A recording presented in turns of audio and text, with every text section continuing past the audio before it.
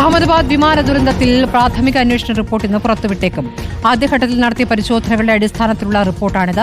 Black ബോക്സിലെ വിവരങ്ങളും റിപ്പോർട്ടിലുണ്ട്. കഴിഞ്ഞ ദിവസം എയർ ആക്സിഡന്റ് ഇൻവെസ്റ്റിഗേഷൻ ബ്യൂറോ കേന്ദ്ര സർക്കാരിന് റിപ്പോർട്ട് സമർപ്പിച്ചിരുന്നു. ആദിൽ പാലോയുടെ വിവരങ്ങളുമായി. അതിൽ എങ്ങനെയാണ് ഈ അപകടമുണ്ടായത് എന്ന പുറം ലോകം അറിയാൻ പോവുകയാണ്. അപ്പോൾ ആദ്യഘട്ടത്തിലെ പരിശോധന അടിസ്ഥാനമാക്കിയുള്ള റിപ്പോർട്ട് എപ്പോൾ പുറത്തുവരും?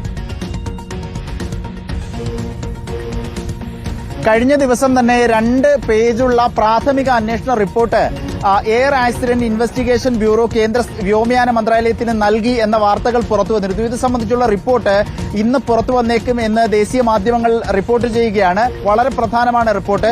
എന്ത് കാരണം കൊണ്ടാണ് ഈ ഇത്രയും പേരുടെ മരണത്തിന് ഇടയാക്കിയ ഒരു വിമാനാപകടം ഉണ്ടായത് എന്നത് കൃത്യമായ ഒരു അന്വേഷണത്തിന് വിധേയമാക്കും. അത് എന്തെങ്കിലും തരത്തിലുള്ള ഏതെങ്കിലും രൂപത്തിലുള്ള അട്ടിമറികളോ എന്താണ് സംഭവിച്ചതെന്ന് അറിയുക വളരെ പ്രധാനപ്പെട്ട കാര്യമാണ്. സ്വാഭാവികമായും 2 ദിവസം മുൻപ് നൽകിയ റിപ്പോർട്ടിന്റെ വിശദാംശങ്ങൾ ഇന്ന് പുറത്തുവിട്ടേക്കും വ്യോമയാന മന്ത്രാലയം എന്നുള്ള വിവരമാണിപ്പോൾ കേന്ദ്ര വൃത്തങ്ങളിൽ നിന്ന് നമുക്ക് ലഭിക്കുന്നത്. സ്മൃതി പറഞ്ഞതുപോലെ ഇത്രയും പേരുടെ മരണത്തിനിടയാക്കിയ കാരണം അത് വ്യക്തമാകും എന്നുള്ളതാണ് വളരെ പ്രധാനപ്പെട്ട കാര്യം.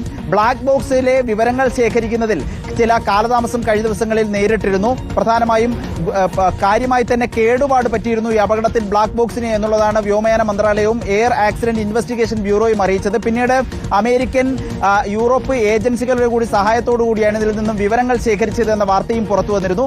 ഏതായാലും ഇക്കാര്യത്തിലൊരു സ്ഥിരീകരണവും ഒരു പ്രാഥമിക റിപ്പോർട്ടും അത് സംബന്ധിച്ചുള്ള വിശദാംശങ്ങൾ ഇന്ന് പുറത്തു വരുമെന്നാണ് പ്രതീക്ഷിക്കുന്നത്. സ്മൃതി, ശരി. അതിൽ പാലോടാണ് വിവരങ്ങൾ നൽകിയത്.